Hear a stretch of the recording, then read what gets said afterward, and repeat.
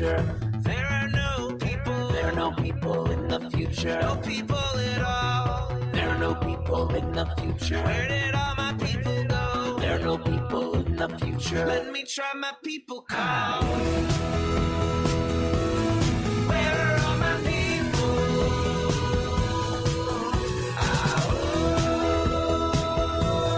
Where are all my people? I guess I'll fly away now. Hey, everybody, yes, indeed, we are back. Yes, I took a little hiatus there for a bit. Needed to get away with the family. The kids had a couple days off. So we are now back in the, studio seat, I guess we'd call it. Yeah, here we go. It is Friday, February 25th, 2022. Welcome to Raging Chicken's Out to Coop podcast. This is Kevin Mahoney, creator and founder of Raging Chicken. Each week we break down the good, the bad, and the ugly in state and national politics. And today I am joined once again, by Amy Knecht. Yes, my Bucks County Pravda co-conspirator. Good morning. Hi. Yeah, thanks for the moniker, Andy Meehan. I appreciate it. Works really well. Thank you so much. Yes, you can help support this show by becoming a patron for as little as $5 a month. Right? Head on over to patreon.com/rcpress. You can also help out the show by heading over to our YouTube channel if you're not there already. Smash that subscribe button, like the stream for this show, right? And hit that notification bell so you know every time that we go live. You can also do us a favor if you listen to this podcast on Apple Podcasts, right? iTunes, whatever it might be.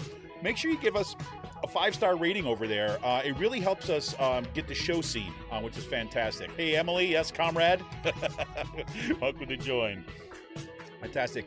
On today's show, now, if you remember a couple of weeks ago, we were going to come back and we have Amy back on to talk about kind of UBI. We had mentioned a little bit with the experiment that's happening in Philly. She's done some research and background on some programs in the country. We're going to do that as a separate show for a couple reasons. We got a little bit of a late start today. I apologize for that because we've got an ice storm here in Bucks County. My power's been on and off this morning. My kids had a 2-hour delay, and I just don't want to give that any kind of short shrift. So we're going to have her back on. We're going to focus particularly on that. That's reason number one. Reason number two is because it's been a shit show of a week. I mean, you've got Russia invading Ukraine, right? Which is, I'm just beginning to process that. You have that. Then secondly, right, on Wednesday, right, the Pennridge School Board has this subcommittee called the community committee, right? And it went completely off the rails, right? They stopped recording it. People were standing up, left the meeting. So we're going to get into a little bit about what happened there, right? And we're going to actually give you the sound for that led to the complete disruption. And we're going to walk you through that a little bit. So, hey, if you're looking for more PA progressive talk, tune into the Rick Smith Show's live stream at 9 p.m. Eastern on his YouTube channel, Twitter, Facebook. Subscribe to his podcast wherever you get your podcasts. Look, head on over to ricksmithshow.com for the latest across all his platforms. He's got a daily show now on Free Speech TV. He's just kind of knocking it out of the park. Do check him out. And it's official. Season 2 of Sisters of the Night Caucus podcast is flooding the streams. Yes, you can find it on Anchor, Spotify, iTunes, wherever you get your podcast. And I should say, as another shout out to that, Politics Mom is back over there on TikTok, letting you know about the specifics and nitty gritties of what you need to do for this election season. She's got a new TikTok up on the petition day. Petitioning now has just started for getting candidates on the ballot for the May 17th primary. So do check them out. All the information is over there at the Night Caucus. Make sure you follow them at the Night Caucus on Twitter, because look, these amazing PA women that stirring the political cauldron behind the podcast just rock the house. Go check them out.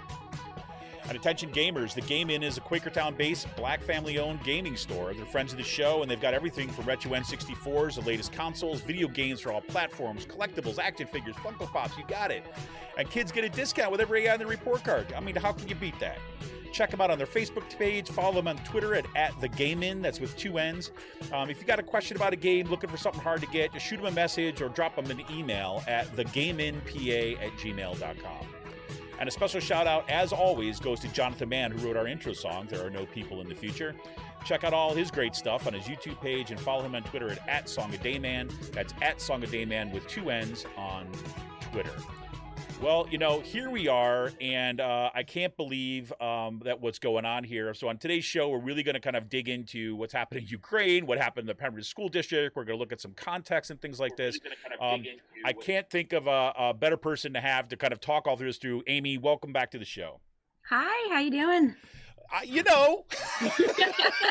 been one of those days, been one of those weeks. I mean, seriously. I mean, you start the week with the Russian invasion of Ukraine, and then locally here, I end it with my car won't start. There's an ice storm. My power's going on and off. My kid's got a 2-hour delay.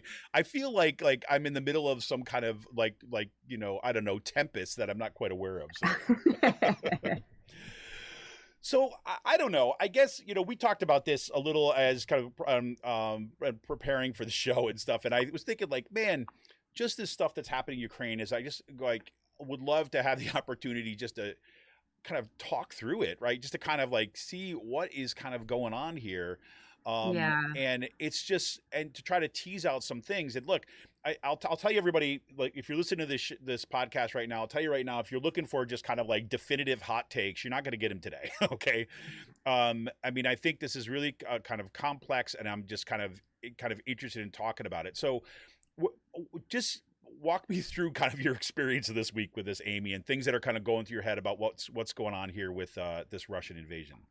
I mean, I'm not surprised. I think, we all saw this coming. The reports that were coming out of, Washington and then out of Russia stating that, there wasn't going to be an invasion or anything like that, I think was totally just, I don't know how, okay, so I know that I guess Washington was trying to not be an alarmist, right? Not being oh my gosh, they're totally going to invade, it's going to be a complete disaster. But you have Putin, who was amassing troops. I mean, if you look at the maps that were being put up by CNN and the New York Times and all these different news outlets, you see, the country's being surrounded, right? On the eastern side. So I would have been surprised if Putin had not invaded. Right, exactly.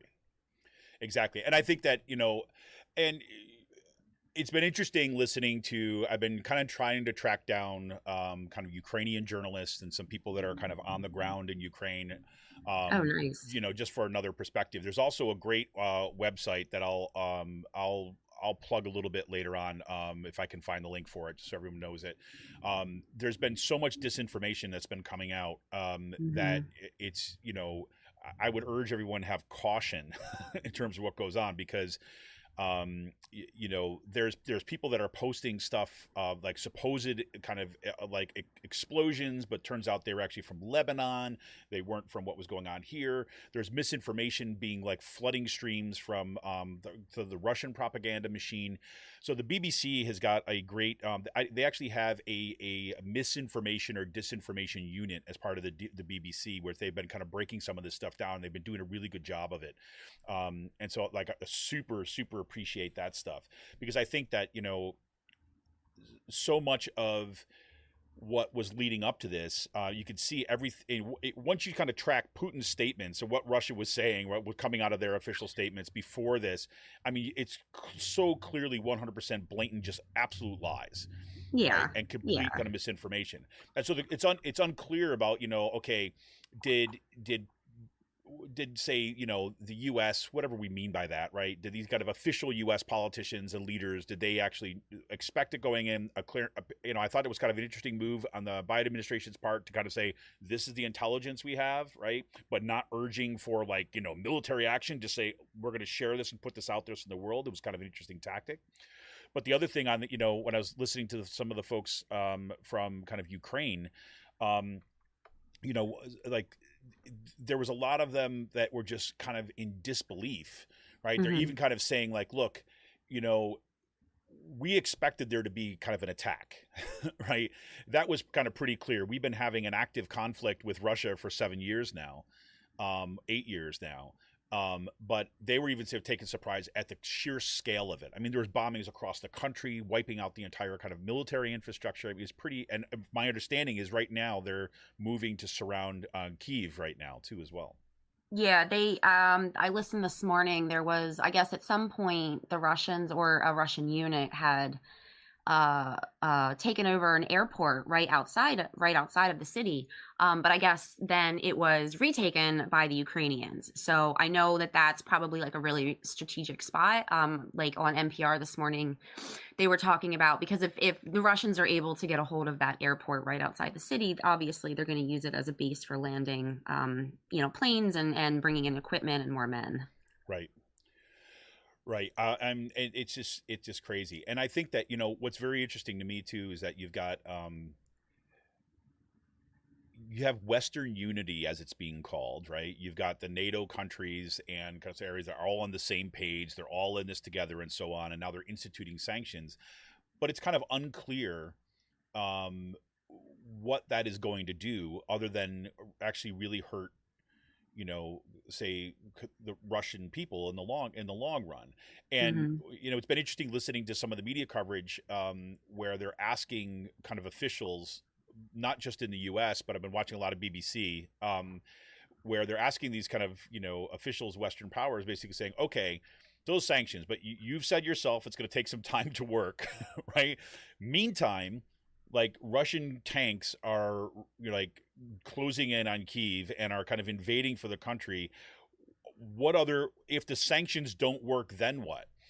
And they're like stymied at that point. Yeah, well, that was brought up at the press conference yesterday. There was that Biden press conference. I caught a portion of it, and that's what like it seemed to be the number one question from the journalists was about the sanctions. What are they going to do? And then like basically like what if they don't work? And there was really no. I mean, I don't think that even if they had a reply, I don't think they're going to give it. But I mean, this is definitely something that is been unprecedented, I think. Ukraine is not a part of NATO. It's not a part of, it doesn't have the same kind of protections as other countries do. This is just a lot of gray area, I think. And it does. And it's so unfortunate because the people that are going to suffer aren't, Americans so much as the people of the Ukraines. Like the people of the EU are going to suffer in their pockets, but are they losing their lives? Are they losing their homes? Yeah, 100%. I got here's a little clip from, this is from the Rick Smith show I think it was from last night. And I think that this cuts to the chase on the issue. Here's Rick. Because what we're seeing is a rich guy pushing poor and working class kids to invade and kill other people's poor and working class kids. Why? So they can steal. There you go. Yeah. I'm like, there you go. Rick's got it right. That's pretty straightforward about what's going on right now. Definitely. I think I definitely agree. I mean, this is such a power play by Putin. He for somebody who scorns the global market, everything that has to do with the Western world, I think that he definitely wants a seat at that table, though, and for somebody like Putin, who, we should remind everybody, used to be a KGB member, right? Like he has an incredibly long history of the Russian government back when it was the USSR, being involved with, I think he was the head of the KGB. I mean, he's definitely somebody who knows how to instill fear, right? Like into the people of the country and everything. And I think that Putin really does want a seat at this global table, but he doesn't have the ability to come any other way than as like a dictator, as an autocrat, right? Because that's all Russia has basically been since the fall of the Soviet Union. Right. And I think that, it's fascinating to listen to some, I don't, we'll call it the blob, right? Because it's really, we're talking about the blob. These are not necessarily folks who are like the State Department officials or so, but they're the kind of that circle of advisors, right? That circle of that, kind of military industrial complex kind of, folks that are advisors and that appear frequently on media. They were formerly in government. All those that kind of group of people that are invested in a particular approach to kind of foreign relations. And I was thinking about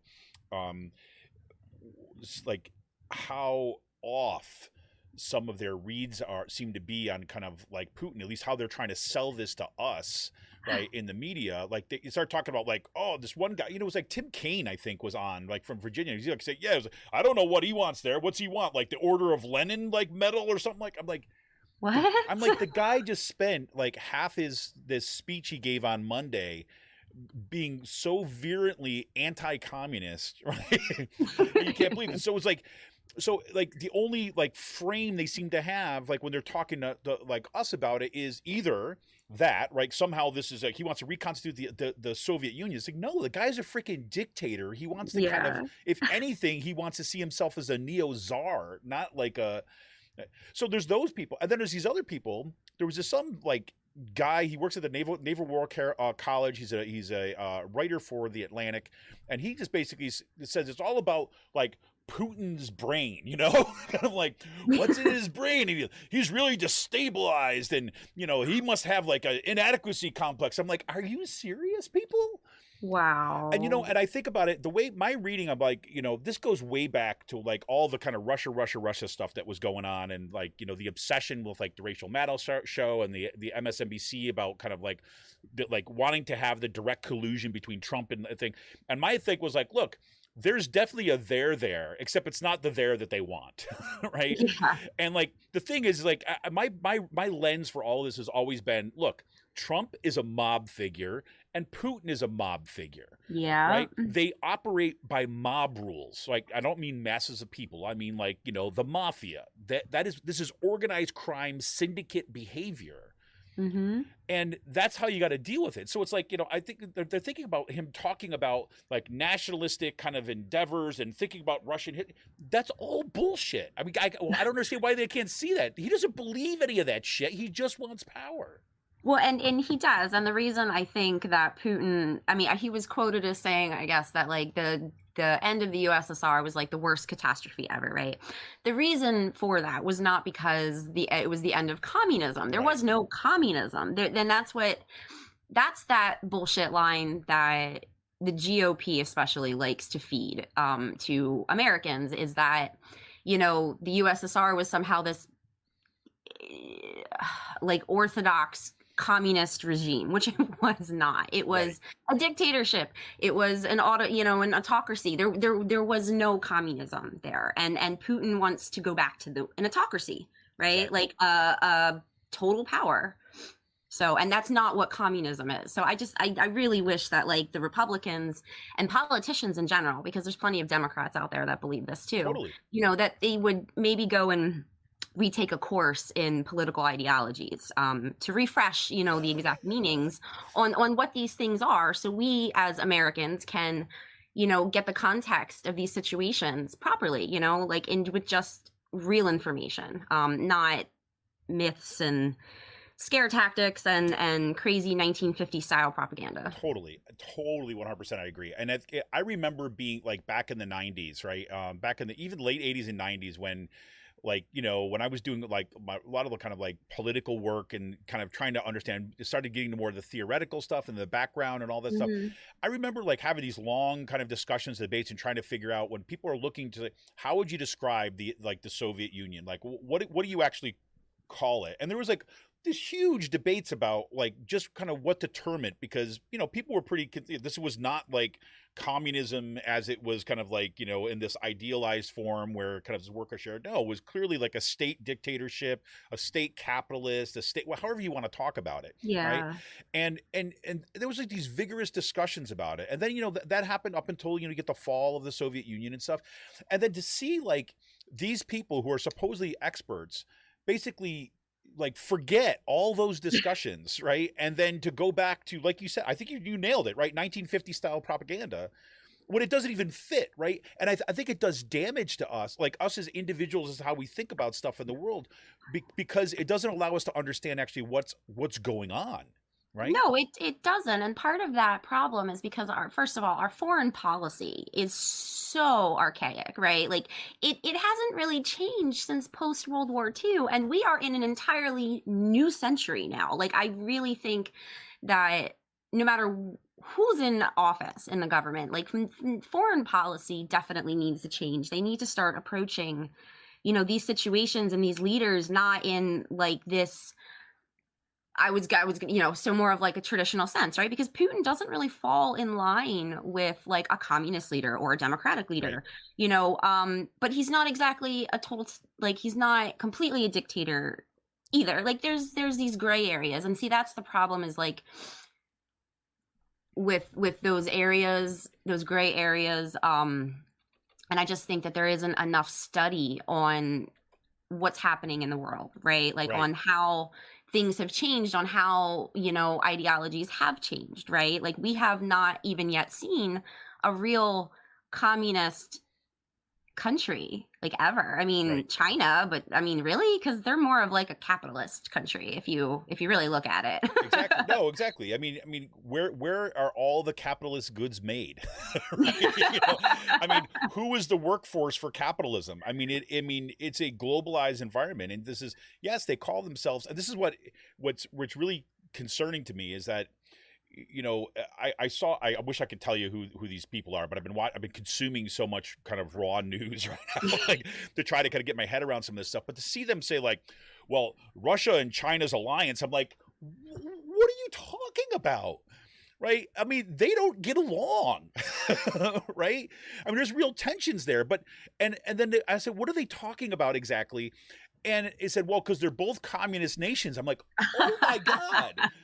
I'm like, number one, Russia's not a communist nation. Number two, like China, because they use the word communism and worker state, means absolutely nothing compared to what's actually there on the ground. So like, okay, so we're just going to like label things and use the labels with no context and say, okay, look, these two pieces seem to go together. Let's put them together.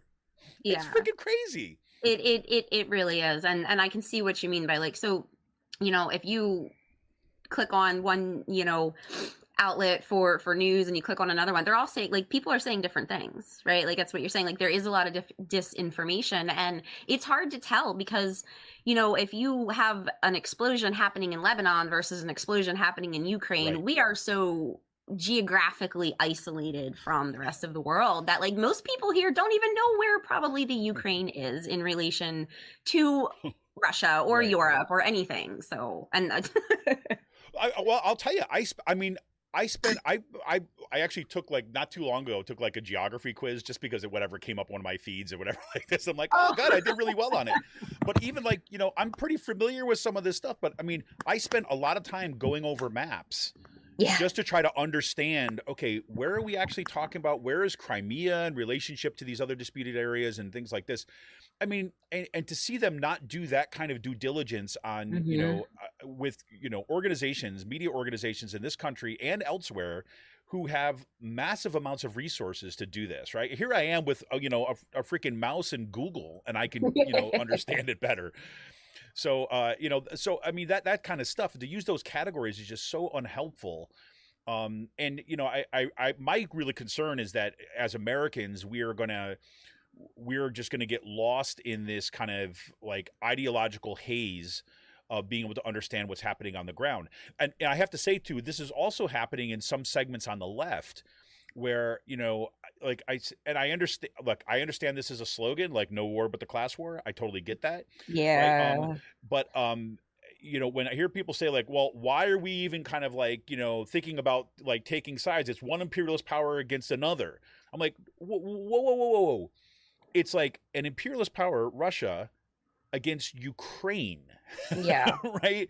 I mean, and so like even in some of the, I mean, again, this is a microcosm, a very small group of people on the left. Let me be clear. But you see these kind of narratives emerge where it's saying like to put us back in this, macro kind of, worldview where you have like United States and the Soviet Union or I mean, Russia going against each other. And like, but what do you do actually with happening in Ukraine? And I think that's I don't think there's an easy answer to what happens here. Like, I mean, in terms of how we support the people in this. I don't see how we support them either. I know that the Washington, I think, has sending them troops, armaments.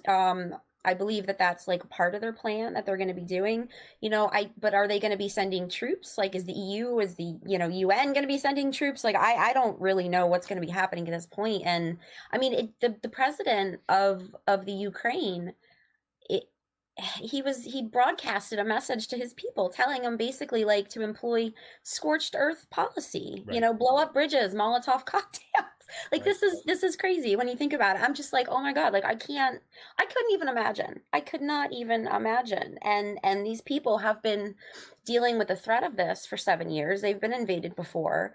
I think that the whole purpose of NATO is kind of being just laughed at right now, because the whole purpose of NATO was to check Russia, Right. or then the Soviet Union. So, and clearly sanctions haven't worked in the past, right? Because it's going to hit Putin in the pocket economically, they think, right? They don't even know. I mean, they don't even know if he's calculated these costs into it. He's amassed such a military presence, he's built up his military, and it makes me wonder, how long has he been planning something like this? Right.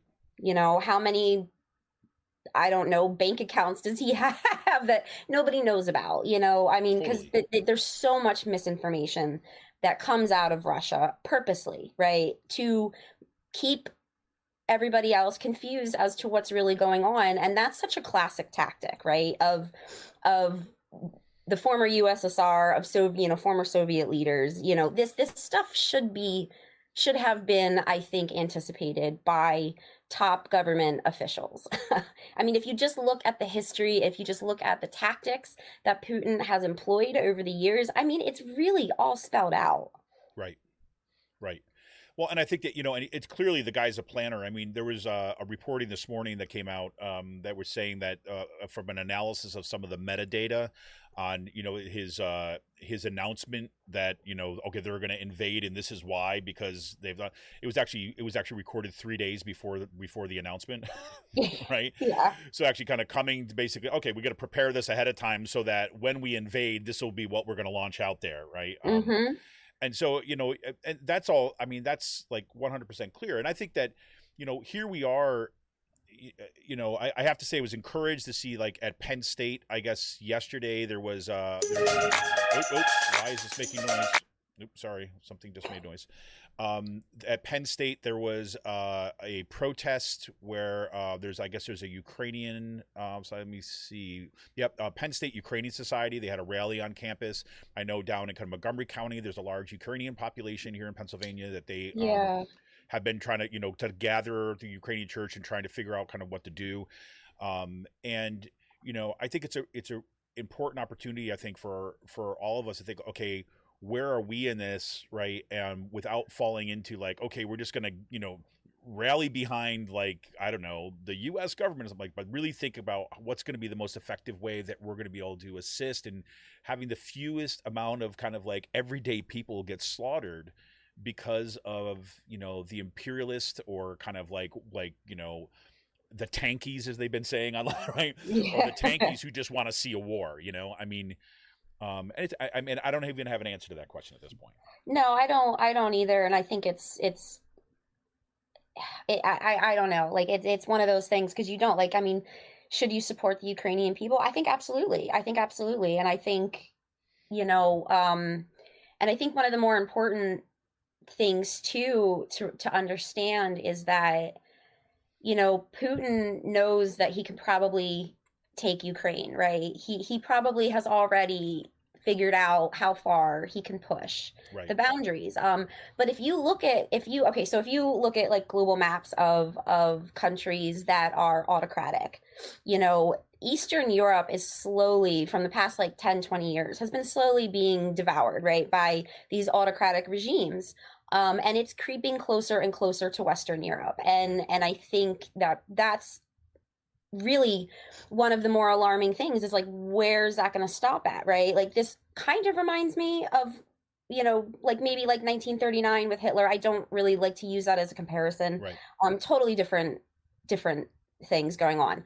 But, his tactic was he just kept advancing, right? Like Hitler just kept kept pushing those boundaries, pushing, other leaders of Europe to see how far he could go before somebody was like, okay, you can't do this anymore. We're going to fight back. And Putin's, basically executing the same type of tactic, at least within the former Soviet bloc. Yeah, well, we should talk a little about this, and I know that you've been kind of looking into this too as well about, looking at some of the tactics here. I mean, in some ways, I was having this conversation with Sean Kitchen actually yesterday. He called me when I was driving home, and we were going back and forth on this. And what I kept on thinking about is look, there is a real, if you look at this in a kind of a really broad sense, right? There is a real kind of, I don't want to say battle. I don't want to make this kind of there's these kind of competing worldviews and making it just another Cold War or something like this. But I mean, we've seen a rise of autocratic regimes. We've seen the rise of kind of autocratic organizing and stuff in our own country, right? Obviously, Donald Trump is the easiest kind of thing to point to, but also the associated movements around it.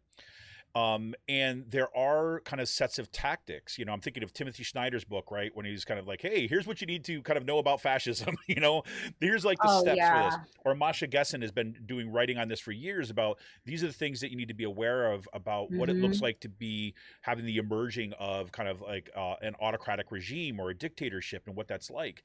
And you're kind of pointing this stuff out when we were talking before the show about some of these kind of comparisons, or seeing some of these tactics actually being kind of rolled out, not just in what we're seeing in Ukraine, but in a broader sense.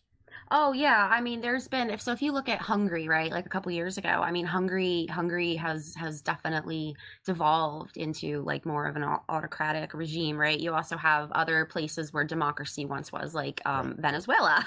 Not that I want to get into the whole Venezuela thing, but Venezuela. That was for you, Andy Meehan, just so you know. Yeah, Venezuela definitely, is not a communist regime. It's not a democracy. It's more autocratic than anything, and there was a report put out, or there was an essay put out by some of these scholars, Stephen Levitsky and Lucan Way, and they came out with this article. It was published in the Journal of Democracy in April of 2002, and it was called "Elections Without Democracy: The Rise of Competitive Authoritarianism."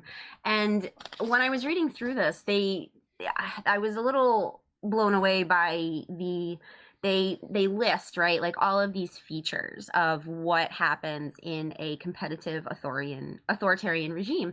And I'm just checking these things off, because all of this has been happening right here in the United States within the past several years, right, with the Donald Trump regime, with the 2020 election, with J6.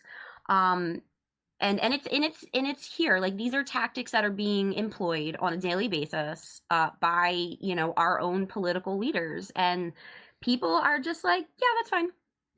They're this is democracy. It's so, I don't even know.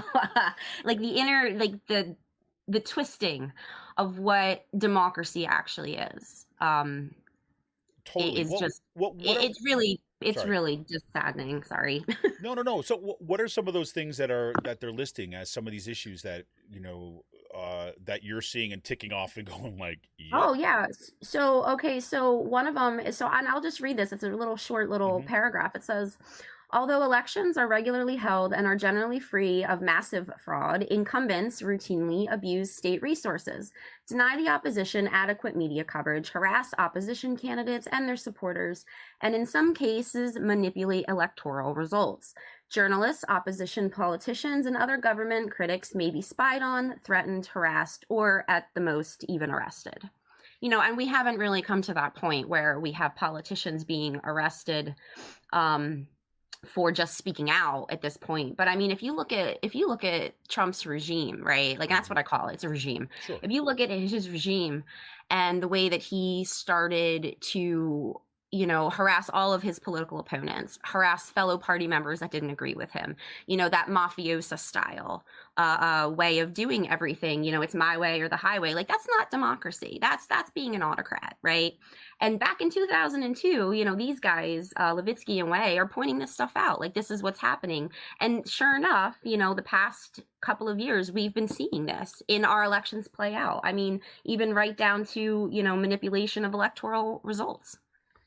I mean, it's there, it's here. People just don't want to see it. Well, and I think that's true. And I think, one of the things that I remember Masha Gessen writing about kind of several years ago, I think it was kind of right as the kind of Trump regime stuff, or the campaign was getting launched and things, and people were kind of getting a little bit concerned about something that was going on, rightfully so.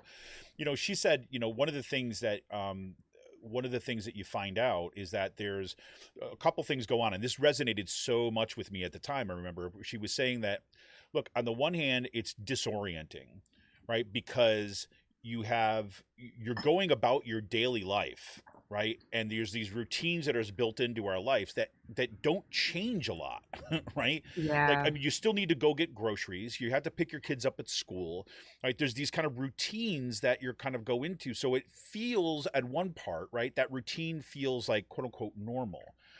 And yet at the same time that that's going on, you see this kind of extremism and things that seem so far away from the pale of what you kind of consider as normal. And those things are existing at the same time.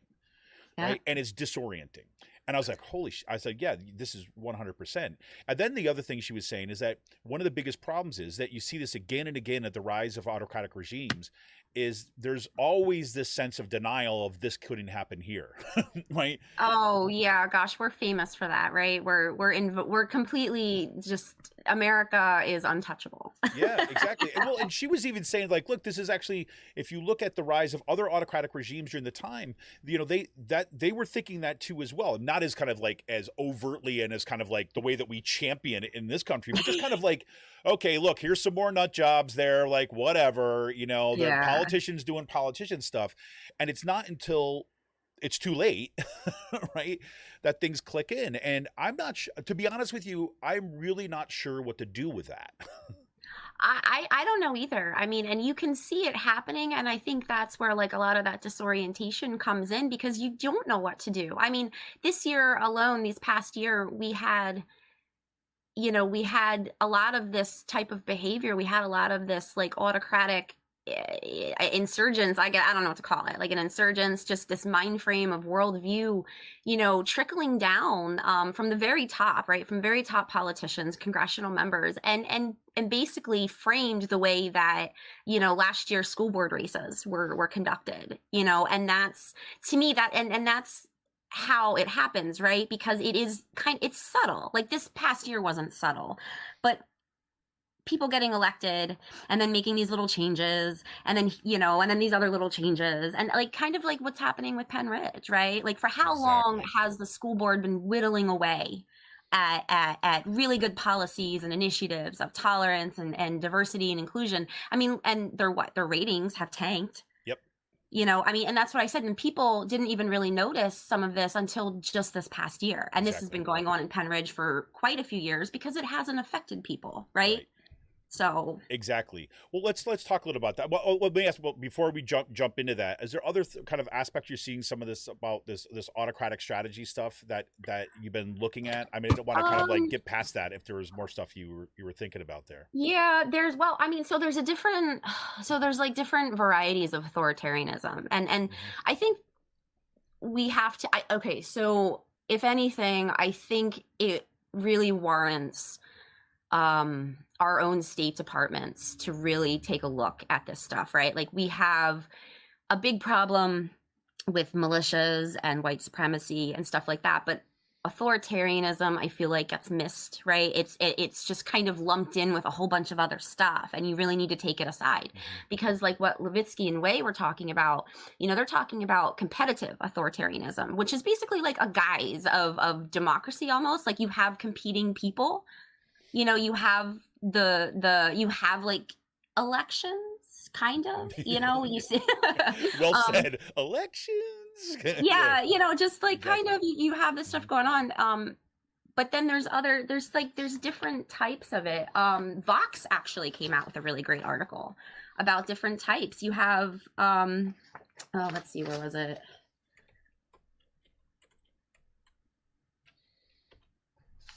They have, oh man, there's so much information. I know. Well, anyway, I can't seem to find the list right in front of me. The most what I was looking at was the competitive authoritarianism, mainly because that's what you see most of. Like that's what you saw in Hungary. I think Poland had a kind of a Yes. version of that at one point. I don't know if they still do. I'm not up to date on what's going on in Poland, but mainly because, you know, this is what I've been seeing here, right, in the United States, is this version of it, of just, you know, everything has become so polarized, that I think people need to really look into that, of like, why has it become polarized? Like, why are these worldviews becoming more and more, you know, autocratic and less tolerant of other people, of other beliefs, you know? And I think once scholars, politicians, I don't know, people who are getting paid to do this, because I'm not, you know, should be looking more into this and how this could possibly affect, you know, the future trajectory of the United States and American democracy. So Yeah, 100%. I mean, I think, well, and I think there you go. I mean, like, here you go is like, we're digging into this stuff, right? Like on our spare time, right? You know, and then meanwhile, you have institutions that are well funded and their supposed purpose is to be digging into this stuff, like, and not just digging into it, but then also framing it in such a way that people can understand and can incorporate it into like their worldview, right? I mean, I would think that's always the challenge of journalism, right? And which is why, you know, the whole kind of stenographer media where you're just kind of going reporting on what these other people said and that's all you do as a journalist is so problematic, because it doesn't help frame it so that it we can understand it as part of like how this is meaningful within our world at a time, which seems to be such an important aspect of what you know, what that work needs to do. And, you know, look, if people want to drop us a few $1 million, like right here, like I'd be happy to kind of set up a little institute right here in Bucks County to do we can do exactly. a Bucks County think tank. Yes, exactly. I'm all in, right? I'll be all in for that. But, you know, in the meantime, those folks that, you know, where the resources are need to be kind of doing some of that work, right? Not just kind of putting out information and let the people decide what to do with it, but helping folks kind of understand that. Because let's face it, we don't do this in our schools anymore. This kind of critical thinking has been sacrificed on the altar of standardized testing, right? Yeah. So that we're at this point where the only people who get really access to the like serious critical thinking skills are those folks who are already like steeped in power and money and wealth. Yeah. Right. And so the rest of us, right, are having our kind of access to these kind of critical practices slowly bled out of us over time. And, you know, this is a little bit of a side rail or a sidebar here, but I mean, this is something that I always see and I always talk to people about is like, you know, I've seen just in the time that I've been teaching at Kutztown University since 2002, right, seeing the change in what has happened with students that are coming out of high schools, right? And it's been really gradual. Like initially what I'd find like students were really saying interesting stuff, right? Really interesting stuff and things, but a lot of the kind of say mechanics, like if you will, right, of the writing, just to kind of like, you know, the practice that you get in kind of working and doing kind of, you know, more formal writing or writing for a broader public or something like this, right? They weren't as skilled in that. So that's what you kind of focus on, right? Just kind of helping to bring this stuff into light.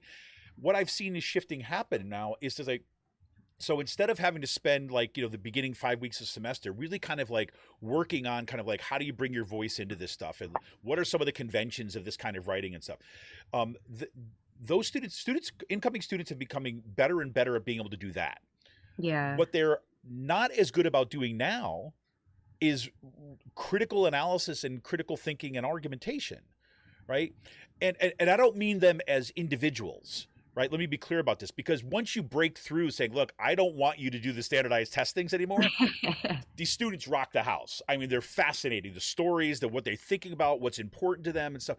But it's kind of clear that, you know, standardized testing has dominated the way they think that you're going to approach it, even the way they think about, like, you know, like doing research and coming like, and, you know, and it's such an incredible shame. But, you know, again, you know, thank God underneath all of it, you got kind of really interesting, critical people, you know, but our school systems are failing us on that regard. So anyways, I'm sorry for the sidebar, but. No, you're not, because I think that's really an important fact. You know, I think that it's so, listen, like I started doing college a few years ago, right? Like you know, I'm still I'm almost done. Just trying to get my degree.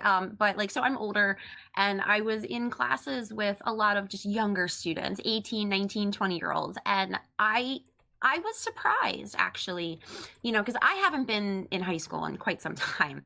And I was surprised at the lack of information that people are coming into college courses, right? So intro college courses, intro history classes are basically doing the job of what high school, middle school should have been doing, right? So it puts some of these students, I think, back a little bit because they have to take all this time to learn these things that they should have already been learning years ago, right? So it takes longer. And then, like you said, with the critical thinking skills, I definitely, I saw a lot of instances of some students who really didn't know how to even resource anything for a paper, right? Like their sources were so biased. I mean, and I'm not talking like just, I mean like they're using like just the bottom of the barrel, like of resources. Newsmax bias kind of deal. Yeah, that kind of stuff. And I'm just like, and like, why is that not being taught? Like I had to teach one of my kids how to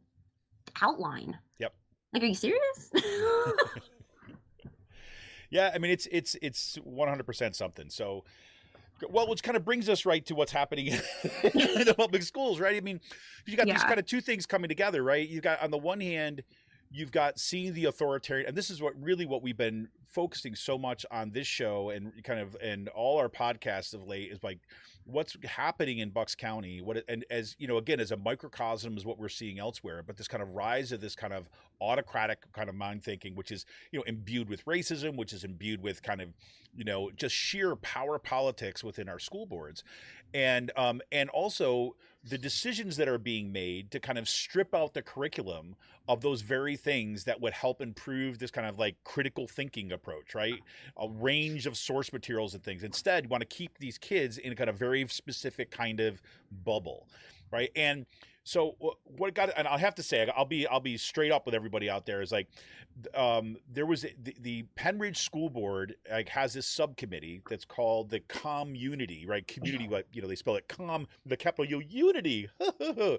And the reason why that committee exists is because Joan Cullen, who is now the president of the Pennridge School Board, she was then the vice president before. She and the other kind of like the radical right on the school board were able to kill the DEI initiatives in Pennridge, which is diversity, equity, and inclusion, right? Mm-hmm. This is kind of what's happening everywhere, looking for ways of making sure that all kids kind of like, find a space within the schools, how we kind of making sure that our curriculum is reflective of the world as it is, all this kind of stuff, right? To include multiple voices, to allow for that critical exchange, help foster democratic citizenship by thinking about differences, things like that, right? Yeah. And, I mean, I'm doing a very kind of like over, quick thing. So anyways, there have been people in the community, there were community members, there were teachers, there were administrators who had been working on this for years. And then as the lead up in this last round of school board elections, they decided, as everybody knows, to go after like critical race theory. And really what they were trying to do was kill these DEI initiatives, right? And using it as a way of, fanning the flames, throwing red meat to these, to the extremists. And so that came to a head in Pennridge last year. I think it was back in September. And they basically killed the DEI initiative, right? When it was supposed to be voted on to kind of, okay, now we've done all the work, done all the research, here's the presentations, and there's communities saying all this nonsense from right-wing media. They killed the initiative, and as a quote-unquote compromise, it was really just a way to kind of stop the conversation. They were forming a new committee called the Community Committee, which was going to review this DEI stuff, right? It was going to review what was going on there, and supposedly come up with a new thing that would build unity in the community. And they've done virtually nothing for 4 months, right? And despite the best efforts of the people who are, want to see this actually like work, do it. So it's just been stymied. It's a way of just kind of making it stop. So anyways, that subcommittee of the school board, right? The community committee, had a meeting on Wednesday, and like the shit hit the fan. And I know about that because Amy messages me. It's like, are you watching this? Well, I was actually on my way to class because like Wednesday nights I have class, which just sucks because there's always meetings for school boards like here in Palisades and Pennridge. So I was on my way to class, and I got a notification on, from YouTube. So I clicked on it, and I must have, I tuned in right as everything hit the fan. You know what I mean? I was just like, and I was like, holy shit. Like, I actually was late to class because like I was sitting there, I was like, this is crazy. Like, what's going on? So I had to rewatch it later, but like, I was totally not expecting that. Totally not expecting what happened.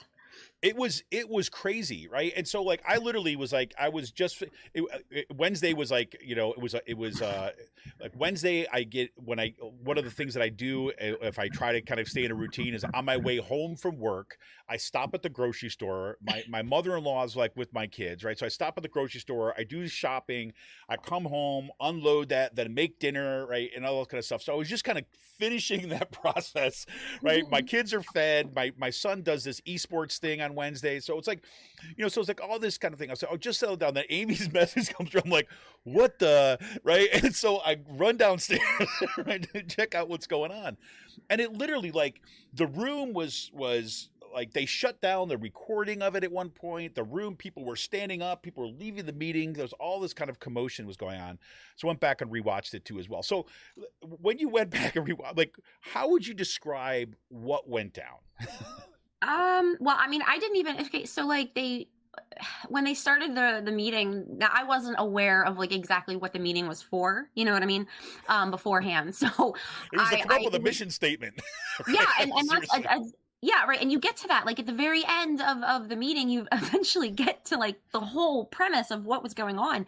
But like, I was just, I didn't, the woman who was talking, right? Like the one woman who was talking, one of the antagonizers. I mean, I was just blown away by how, and this has been happening at other school board meetings too. Right. It's like people are just getting up, completely ignoring what's on the agenda, what they're supposed to be making commentary on. And they're like just going off the rails, attacking people, attacking fellow board members, because you're not supposed to call people out. I'm pretty sure like one of the rules, there's like a rule or something that you're not supposed to do that. You're not supposed to address board members. It was just a mess. And the woman, and the biggest thing that got me is when she was done speaking, which you can't even hear all of what she's saying because there's just a lot of yelling going on. But when she's done, she gathers her papers and she walks right by the camera, and she has such a smug look on her face. And it was like, oh, she planned that. Like, this was totally 100% premeditated to disrupt the meeting. I was just, the behavior is just completely disgusting. Absolutely. So we'll go give the setup for folks because there's a couple things that have happened with this too. So that, again, this is not the first time this has happened. This is not the first time that this woman in particular has tried to fan these flames of kind of division and kind of like reverse racism and kind of turn it. Again, it's exactly what we were talking about before. You look at these steps of kind of autocratic rule and the tactics and strategies of autocracy and kind of, and just sheer on power politics, mob behavior. This is what it looks like, right? It is like, it's gaslighting. Right. Yep. In like, and like literally I was telling my wife this, I said, it's the weirdest situation when I say, cause like I'm pretty steeped in this stuff, but when I was watching that meeting and watching her comments, I could feel this like gap between my body and my brain, right? It's like, I'm sitting there watching what she's saying, and these people are so trained in what they do that they're going forward and they're sounding like they're using on their tone and the form. Right? Just forget about the content. The tone and the form is sounding just like, I'm just a person here who's kind of expressing these concerns and like, look at what's going on, right? And keeping that tone and all this stuff. So the form is like saying to me, this is normal, this is normal, this is normal. Yeah. Right? But then you listen to what she's saying and what the context is, and you feel like, holy shit, wait, this is not normal. This is not normal, It's this, and it's a constant in this. So that's the first thing. The purpose, like, we should be clear here. This is the beginning of the meeting, and there's a public comment thing. This is, again, built into all school board meetings, right? And but why was it at the beginning? Like, that's something that I didn't quite understand. Why was public commentary at the beginning? Good question. Or is that because they were like, so were they supposed to vote that night on Wednesday? Is that the public comment was supposed to be about public comments about the agenda, and particularly the agenda item at this point. The first thing that they were being considering was the mission statement. Okay. And apparently there was some kind of drafting of a mission statement, and so the public had comment on it. Okay. Right? And so this was what the first thing that the committee was doing, and so they started public comment on the mission statement. And the first woman that gets up to speak, right? We talked about this ahead of time. I didn't even whatever. She just she takes Martin Luther King, basically dips him in bleach, right? And then kind of says, okay, here's Martin Luther King wouldn't want kids to learn about diversity. It's well, yeah, she I know we were, she basically said that Martin Luther King was all for racial equality but not racial equity, and I'm like, wait, okay. She totally misappropriated everything about him, but whatever, that's the new norm now, right? So, right. And she does this stuff in there where she's I have grandkids of color, right? And they worked up and they did it, and it would be an insult to them to suggest that people of color are kept down. I mean, it was stuff like this, right? So she's trying to use the identity politics in reverse, and it was just crazy. I mean, not crazy, but it's it consistent. So it's toxic individuality. Totally, right? 100%. So, but the second woman who spoke was, this is what kind of set out the kind of where everything went crazy, where the meeting would kind of be disrupted. And this is not just any woman. Let's be clear about this. And this is why I want to focus a little bit on it, because while the Pennridge School Board decided to delete the video of that meeting, right, I have the sound for you today. Right. So instead of just talking about this woman, we're going to kind of let you hear some of what she said and what went down. So little background first. This woman who's about to speak, you're going to hear her introduced here. Her name is Kim Badillion. Right. Kim Badillion is not just a Percy resident. Right. She is the president of the Pennridge Area Republican Club. All right. And she has been a leading force in kind of going at CRT, basically taking the national kind of right-wing extremist agenda of the Trumpian Republican Party and bringing it into Pennridge School District, right? I mean, she has been one of the key funnels of that kind of ideological tactic, right? What we see here. So that's number one. Number two is that what was very interesting is, you can see, we were talking about before about orchestrating certain things. So a member of the Pennridge Area Republican Club had just had a op-ed published, right, in I want to say it was the Courier Times. It might have been the Intelligencer. I'm not sure which paper it kind of, but had just published this stuff, basically saying everything that the quote unquote hate has no home here crowd says, right, is just ideological warfare and misinformation. They're using the language that is they're using that language. And the Pennridge Area Republican Club publishes this on their website the morning before the school board meeting, right? And Kim Badillion shows up at this meeting repeating a lot of the same talking points, right? So you can see the way that this is kind of set up and structured. So she's there coming in and pretending just to be some random kind of school board person, a random person making a public comment. But you got to understand the context here is that she's not just an individual, right? She is the leader of the Pennridge Area Republican Club, which has been at front and center in this kind of ideological warfare that's going on here, right? So let's put there. So this is Kim Badillion. And what's going to, I'll give you the arc of it first, and then we'll go in. The arc of it first is that you're going to hear the kind of talking points that you'd expect. And then towards the end of it, when things go right, she starts attacking, right, a particular individual. Now, she doesn't name the individual, but she's talking about a guy by the name of Dante King. Dante King is a member of this DEI committee. He's put years of work into this, right? He's been actively kind of supporting this. His wife is Adrienne King, who ran for school board, right, in the Pennridge School Board, this last round of election. We had her on the show, right? And so he's going after her. And she's basically Adrienne King has started a nonprofit. Has one of the things they do is they have have the home here signs, right? They've been promoting kind of like businesses of people of color, the idea of kind of like making this like, diversity and inclusion as a part of what our community is about, right? I mean, that's kind of what they do. At the same time, right, Dante King and Adrienne, I guess, they started this kind of little small juice company, right? They started something they started doing during the pandemic, and they started doing these juices, and now it's sold at some of the local stores in here. So what this woman basically tries to do is say that that's all a big sham, that they're just trying to profit off everything else in the end. That's where everything goes crazy, right? But don't take my word for it, right? Let's take a little listen to Kim Badillion, her public comments at the school board meeting. We'll start with a little bit of introduction. Is there anything else you want to kind of lead up for this, Amy? I'm sorry, I kind of got a long answer. I think you covered a good portion of it. So okay, good. So here's the beginning of it, and hope you can hear this okay coming in. Kim Badillion. She's walking up to the podium now.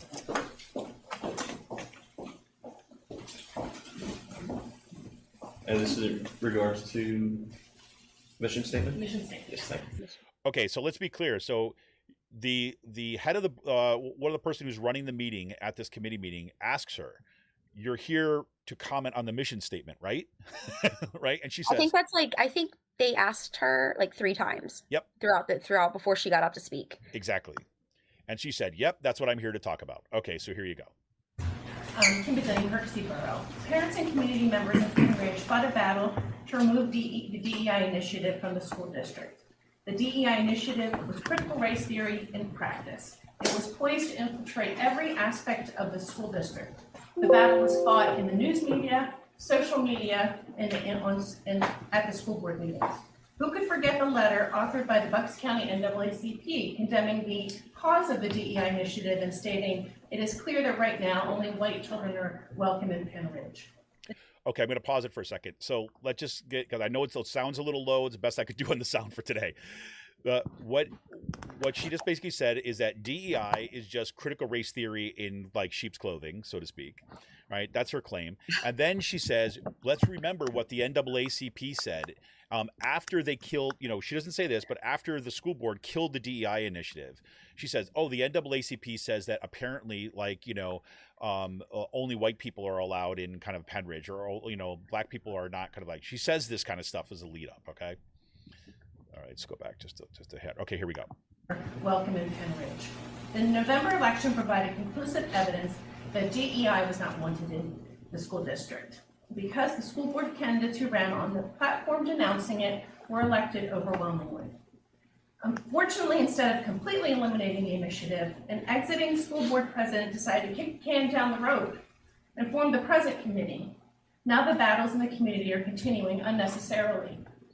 So she's making the case that the failure was that the DEI wasn't killed entirely. Instead, we've got to go and revisit these debates all over again. Right? Okay. Here we go. The president decided to kick the can down the road and form the present committee. Now the battles in the community are continuing unnecessarily. 2 nonprofits have sprung up which are fundraising off the continued misinformation campaign waged by the pro-DEI crowd. One group started a diversity book drive with a mission to replace LGBTQ books and books of Black authors that were allegedly banned and removed by the school district. All right. She's saying that, okay, one of these nonprofits was formed that basically is kind of said, we're going to replace all these like diverse books and everything like this because they've been allegedly banned, right? This is like what the hair splitting that they've been doing here. So basically, Pennridge School District has gone in and they basically said, hey, remember this thing like Heather Has Two Mommies book, right? That is inappropriate for school because it spreads the message of love and families, right? And to make sure kids say that, hey, look, if you have your parents, you have 2 mothers, right? Your parents are kind of a lesbian couple and you've raised with love.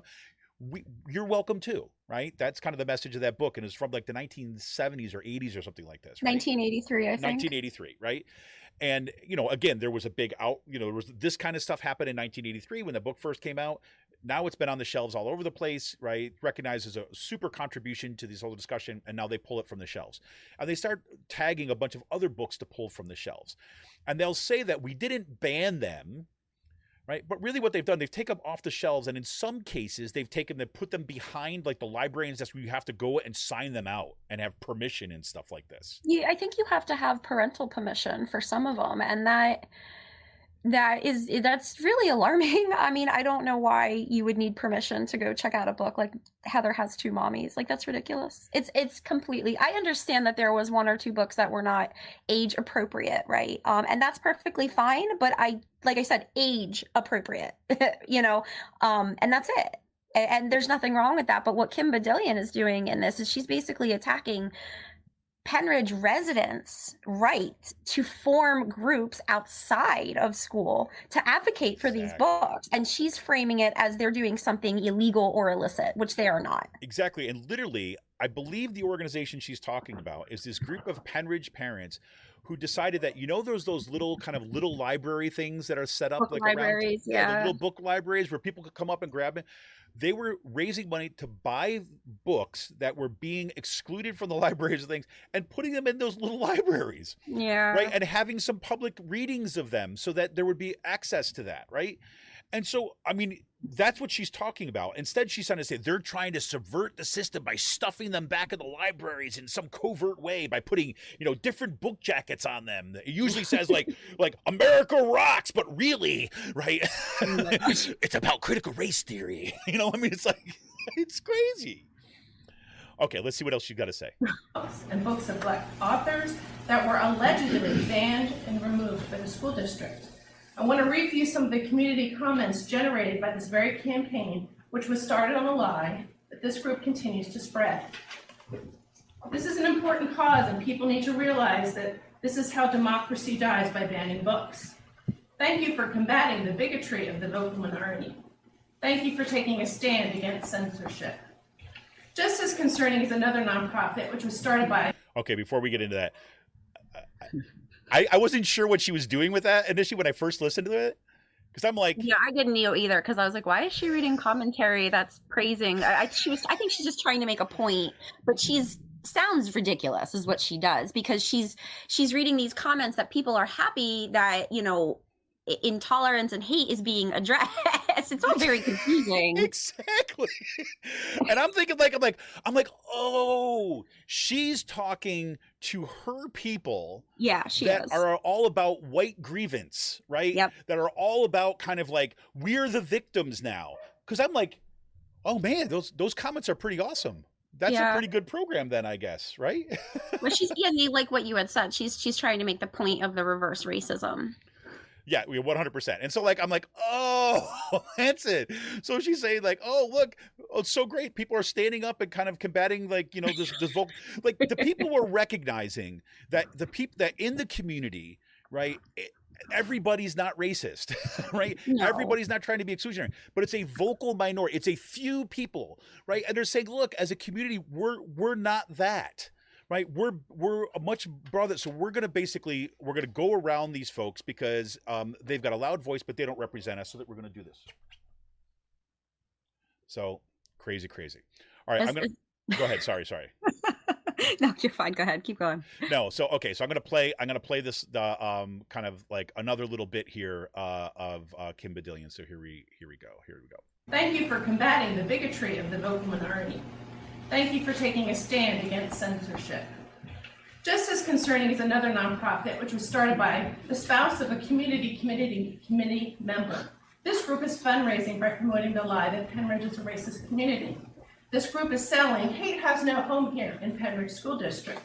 It is most clear that the "Hate has no home here" slogan is favored by the political left, as a means to perpetuate the lie that the community is hateful and racist. It is also a means by which the intolerant "Hate has no home here" crowd attempts to silence anyone who dares oppose the DEI ideological narrative. Anyone who opposes the narrative is deemed hateful, bigoted, transphobic, homophobic. You get the idea. It should be noted that the individual running this nonprofit group, which is fundraising off the lie that Pennridge is racist, is also on the board of the Bucks County NAACP the same organization that deemed Pennridge only welcoming to white students. This individual and her husband operate a family business that just got a nice financial bonus. What does this have to do with admissions? Yeah, I don't. You cannot target that. Come on. Spotlighting black Here we go. businesses. Oh my God. You can, You're gonna reinforce war. You're gonna stop that? How's this the mission statement?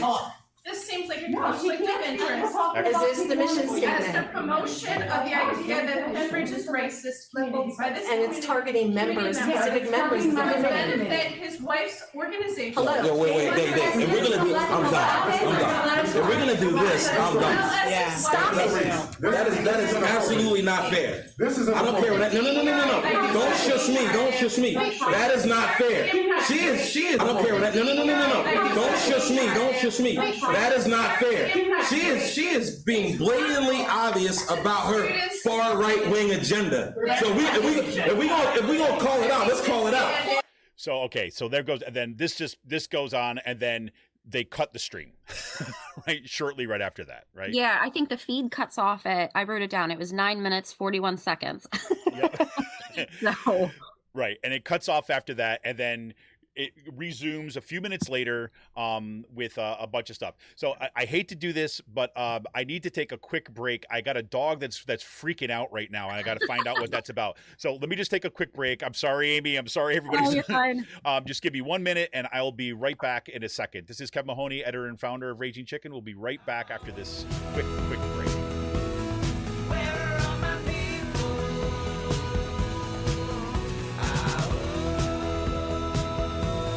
Where are my people? Hey everybody, we're back. I am really sorry. This is like, I swear to God, this is like the day that like I have no idea what's going on. Yes, my dog was not just unruly, Christopher. My dog's got diarrhea now. How about that? I mean, like, are you kidding me? My car won't start. There's like, I mean, my computer was almost fried this morning. I'm like, whatever. I can't believe this. This is like the perfect ending to this kind of freaking week, I have to say. Perfect to say. Anyways, where were we? Okay, so we stopped the video where Dante King spoke up, because so the gentleman that you heard speaking very loudly in that video was him.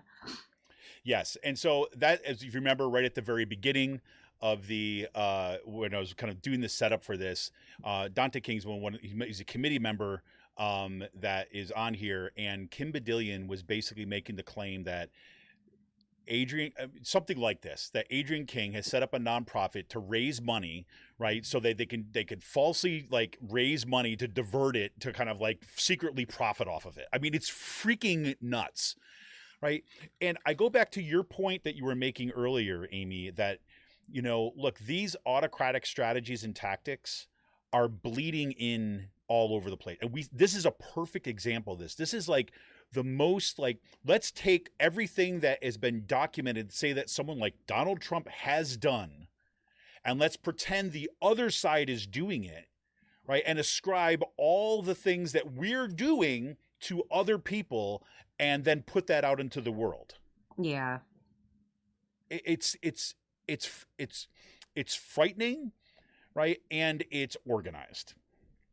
Oh, it is. And like you had brought up earlier, you had mentioned about how Kim Badillion was speaking, and she was so very even toned and mannered. And she reminded me a lot of like when Joan Cullen speaks, right? Like very, very Dolores Umbridge style. Yes. I don't have another comparison. She is literally Dolores. Yeah, she is. You know, just that overly pleasant, nice. Yeah. And but you're right. Like what she's saying, when you listen to what she's saying, it doesn't make any sense. It's completely ludicrous. It's pretty crazy. Yeah, exactly, Emily. Emily says like, yeah, projection. I said, yeah, exactly. But it's more than projection, right? It's projection as a tactic, right? And I think that this is one of these things where, you know, on the one hand, we could talk about say projection as someone like projects onto other people what they do, and that's like, again, psychological process and all that kind of stuff, right? At 100%. But here we have it actually used consciously, right, and used systematically, right, as a way of achieving, gaining, sustaining power, and right, by fomenting right? Or I shouldn't say fomenting, because it's already been fomented, but by stoking the fires and pouring gasoline on the fires of division and hate. That's what's freaking crazy. Yeah, I mean, this seems like it was purposely done to disrupt the meeting, right? Like, so that again, nothing was going to get accomplished. Yes, and I think that, I think that's 100% was the case. And like, what we had here, as I got some of the background story about some of this too as well. And I think just one person had emailed me after when the meeting went down, because I was tweeting this stuff out. I was like, hey, I'm like, thank God Amy sent this to me, right? So I'm like, because since then, if you actually try to go to their website, where you go to the original link that I tweeted out before, they've deleted it. Yeah, it was pulled. It was okay. So the video must have been pulled. It was pulled yesterday at some point, because yesterday morning I had went back through and I had rewatched the video, and then I went back later in the afternoon and it was gone. Like, it was just, I couldn't find it or anything. I tried links that I had and it's just been completely pulled from their site, which that's really disturbing. Like, why was it pulled? Are they trying to edit things out? Are they just going to pretend the meeting never happened? Well, if you don't have the original source, right, then you can spin it in any way that you want, right? And I know, like, Joan Cullen is this is where she's got her shtick down really well, right? Is that what Joan Cullen is good is about, when people think about, and we've talked about this in other contexts before too. I remember it's like, she's not like the person who's like crazily spouting rants off, like, kind of off the top of her head and screaming. She's the one who's like always looking like, hey, I'm just trying to do what's good for the community. Hey, I'm just, this was about, Dante, you didn't let her finish to hear what her point was. And, then you could respond to it. It's like, that's kind of how meetings work. Why are you getting so upset? I mean, that's like, she plays this victimization, or kind of like, hey, I'm the rational one here. She plays that card so well. She does. She turns it around, and she does it very effectively, right? Like, unless, like, you can see through it, but she does. And in that particular meeting, she ends up agreeing with Kim Badillion, right? Like, I don't know if she knew 100%. She was being filmed at that moment, but she definitely agreed. And you can hear it towards the end of the video. Like, you can hear that she was like, well, her comments actually really did have to do with the agenda. And because we haven't voted on the mission statement yet, it's completely relevant. Yep. An attack on somebody's business that has nothing to do with the school district or the committee meeting or anything, which is what Mr. King was saying. I mean, he was like, this does not have to do with the agenda. And Joan Cullen was like, but it does. Yep. And she said, well, you don't know because you didn't let her finish, right? I'm like, you're like, she was going into a tirade about attacking him personally and making kind of conspiratorial comments about, that's what she had nothing. It was nothing to do with this. It was attacking Dante King. It was about kind of like doing the kind of character assassination on public feeds, right? This is what it was. Yeah. It was, and then the brilliant part of, I quote unquote brilliant, like, brilliant in the sense that Donald Trump means that Putin's brilliant, right? This is kind of what I mean. Right? Is that what Joan Cullen does is that she stoked it, and the background context was like, look, something was bound to break because of you could only delay stuff so long. This has been a committee that is supposed to be working on this stuff. They've been working for 4 months and had done virtually nothing. Like, they were at the point of defining a mission statement. Right, of the committee. It's like crazy, right? And so people were getting so frustrated, and then it got to this point where she could personally attack. And so then people at the one point, it was clear that, Joan Collins would be like, I don't know what you're talking about. Everything's fine. We're all working together. And they're like, this is crazy. And they leave. And at that point, Joan Cullen said, well, I guess we can still go back to the agenda. She goes, oh no, we don't have a quorum anymore, so I guess we can't do it. Right? And so you're like, oh my God. So now she's going to go out and say, look, we were trying to go through it. And yes, there was disagreement, but they left. So we couldn't even come to the agreement. Well, she's going to leave that context out, right? That like this woman came up and was attacking, verbally attacking, a committee member and, members of the community. And that's just not right, but she won't say that. That's not going to be in the minutes. I'm kind of curious to see what's going to pop up in that. Right. Exactly. We had a community member kind of brought to our attention a really concerning development in our community. That would be something like that, right? Yeah. It'd be some kind of nonsense Yeah. like that. But Major, I was, when I heard Mr. King call her out, though, like, good for him for doing that, right? Because he basically was like, we're gonna call it what it is. Like, she's promoting a far right agenda, and this is not acceptable. Totally, 100%. And then what happens at, what happened right after that, they cut the feed, and then the feed comes back on like a few minutes later, and there's people, everyone's standing up in the room all over the place, right? And it's not even worth playing you the clip for that without kind of seeing it. But there's one guy who's standing, an older gentleman, kind of like white hair. He's standing, he said, "Look, this is a public meeting. You just can't cut off a feed because you don't like what's being said. You can go. You can take what do you call it? You could take a break, basically, right? And say that you're going to go on recess. You can do that and cut it, but you can't just like cut it off when you feel like it." Yeah. And so, it comes back on. You see all that stuff, and then the argument, then people leave, and then they cut off the feed, and the feed is like literally blank for 20 minutes. For 20 minutes. 20 minutes. And then it comes on for like maybe a second or two at the end and said, "We've decided to recess the meeting, folks." Click, and it goes off. That's it. So I will be posting eventually a link to the entire video, so if people would like to see it, right? I think it's really important as a public document, right, that we all have access to, especially if you live within the the boundaries of the Pennridge School Board.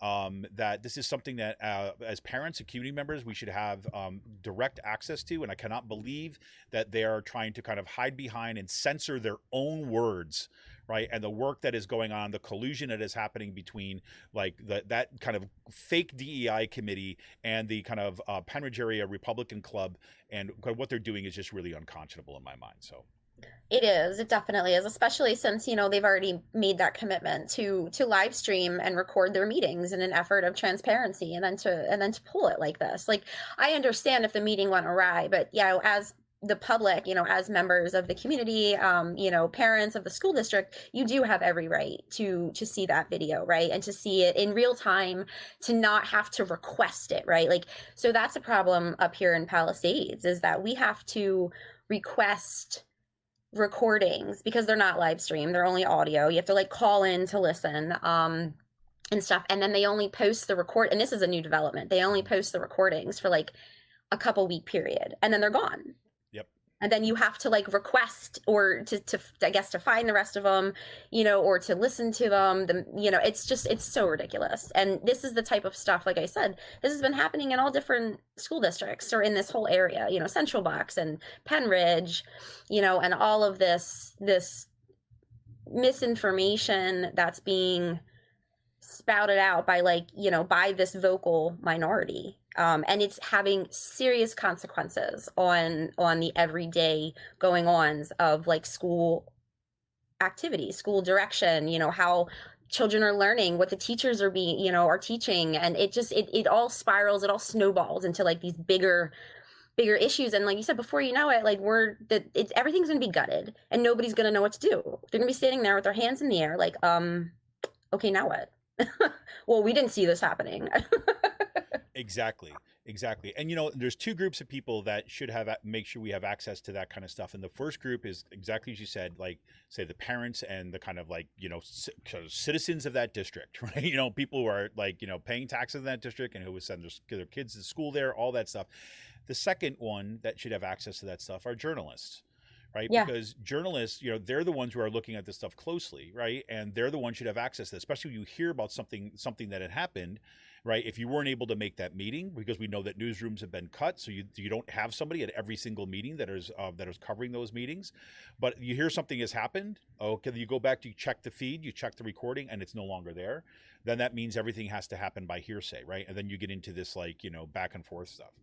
But I do have to say the other thing too as well. This is why it's so important. I think, you know, we've talked about this before, for people to be paying attention and organizing around these school board stuff. And this is something I learned actually in my own local union early on, after getting burnt a few times, right? And my story was, you know, like we wanted to actually change the way our union worked, right? Locally at Kutztown, we wanted to make it more democratic. We wanted to say that the people who are attending these meetings should be setting the agenda, that everyday members should be able to kind of like put forth the agendas and stuff. And what we learned as we kept on pushing is we get shut down here, we get shut down there, and all this kind of stuff. And we wanted access to information, and they were being withheld from us. Then we realized, oh, we have to have a bylaws fight, right? So we have to learn this kind of like the process by which you change the bylaws, right? And adding in certain things and making that part of policy that has to, that lasts beyond one particular meeting. And I think this is the same kind of stuff. I remember, you know, you talking about that up in Palisades, like it's a perfect example. It's like, that's where a great kind of opportunity to kind of organize and fight around as a community, say, no. As a community, we demand, one, this is live stream. Number two, those are publicly available both to the community and to the broader public for viewing as they see fit. And they should be not archived behind a paywall. They should be archived right up on a YouTube stream where everybody can get access to them. Right? Well, it should be, but unfortunately, like I said up here, you have to put in like right to know requests for absolutely everything, which drives up costs. And I mean, it's and then on top of it too, you have the vocal minority up in this area who aren't requesting the board to live stream, who aren't pushing for more transparency in the way you and I would push for transparency. You know, they're requesting documents, ridiculous documents from the board, like wanting to request emails that have their names in it. Right. You know, like it's just such silly stuff that's being requested when there's all these more important issues actually really going on that need to be addressed. 100%.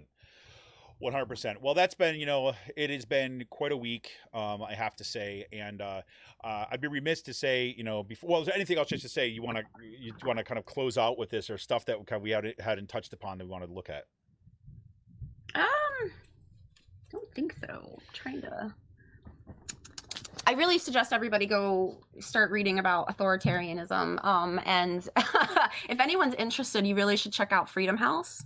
It's I don't have the link in front of me, but I'm sure. But if you want to like put that up into the show notes, that's really great. Like if people are interested in seeing like the global state of democracy, so to say, and it's, you know, it's getting pretty much split down the middle there. So. Yeah, I just put it in the comments for today, and then I'll kind of look it up and put it in the show notes too. That's a awesome suggestion. Cool as well. Well, so like as I said, we kind of close out today by saying like, okay, we have an upcoming show. We have a date yet to be determined that we will, I promise, as promised, we'll have Amy back on to talk specifically about UBI and stuff. So you want to give us a little preview of kind of what we want to do for that show? Yeah, definitely. So as I mentioned before in other shows, Philadelphia is implementing their own universal basic income program of sorts, which I think is amazing, right? So I was doing some research on Philadelphia the past, 2 years, and Philadelphia's poverty rate is so bad. It's terrible. And we can talk more about that on the show. But I really wanted to discuss the impacts that these UBI programs have had on other portions of the country.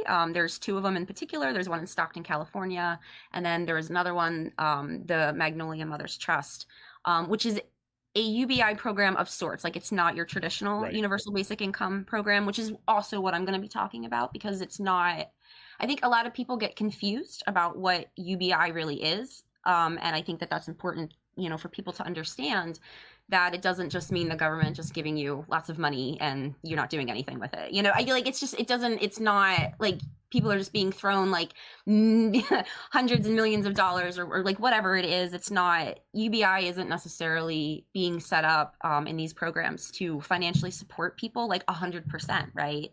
It's more of like a supplemental income program to give people a leg up, which is what is needed. And like I said, there's so much with that. So I don't want to give away too much.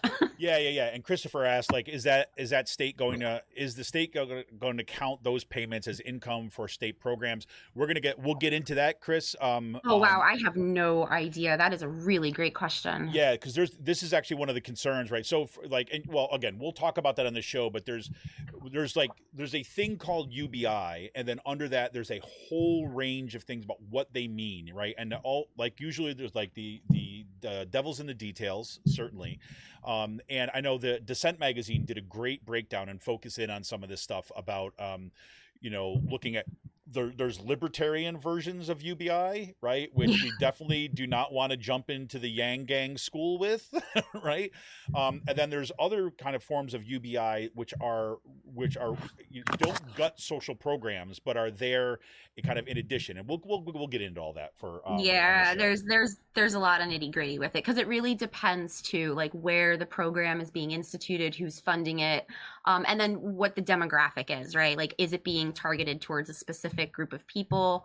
Are there income requirements and stuff like that? So there's definitely, but one of the things, the best thing, and I want to just throw this out there real quick, is that with these programs, there's no work requirements. There's no service project requirements, right? Like, these are programs that aren't based on a person's ability to work, whether or not they're deserving of this or not. I hate using that term, but that's like a big thing of like social welfare programs in a lot of states. You have a lot of these different requirements in order to get help. And the biggest thing with UBI is these things aren't necessary, right? Like, because that's not what's important. What's important is giving people a leg up, right? And this is happening in our most vulnerable communities, the poorest people in our nation. This is happening in the Deep South. This is happening in very low income neighborhoods in North Carolina and in California. So excellent. I'm putting in the show notes right now a book by Annie Lowry. Let me just finish that up. Put it in there. It's a book called "Give People Money: How a Universal Basic Income Would End Poverty, Revolutionize Work, and Remake the World." So if people are looking for something to get a sense of it, kind of ahead of that discussion, it's a really good one. She's a journalist, and she actually looked at some kind of programs.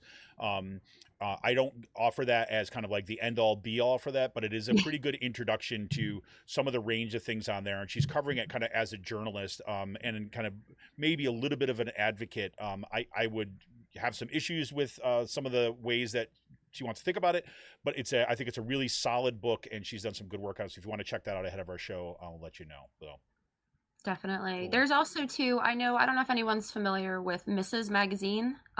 They have been, yeah, right. They have actually been running stories from the Magnolia Mothers Trust. So if anyone's interested in that, you should check out Mrs. Magazine. 100%. Well, Amy, thank you so much for coming back on the show today. Man, I love talking to you, and this it's like I felt like I feel better at the end of this week now, having had this conversation. So I have to say that. It's always a pleasure to be on. Yeah. All right. Well, hey, everybody. Thank you for tuning in today. I appreciate the comments, man. Kind of major action in the comments today, which is fantastic. We look forward to shows coming up. I want to give you a show note coming up on Out to Coop Live is back this week too as well. On Monday, I've got Connor O'Hanlon on the show. Connor is running for PA State House in the 29th District. That's kind of the Doylestown area. He's also ahead of the Doylestown area Democrats.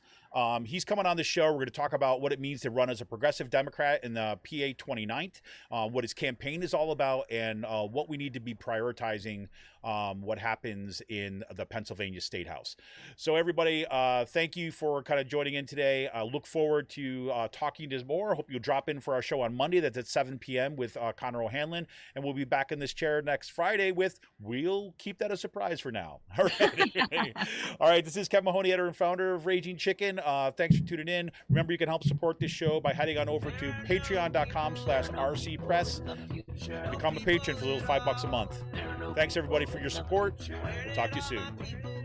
There are no people See ya. in the future. Let me try my people call.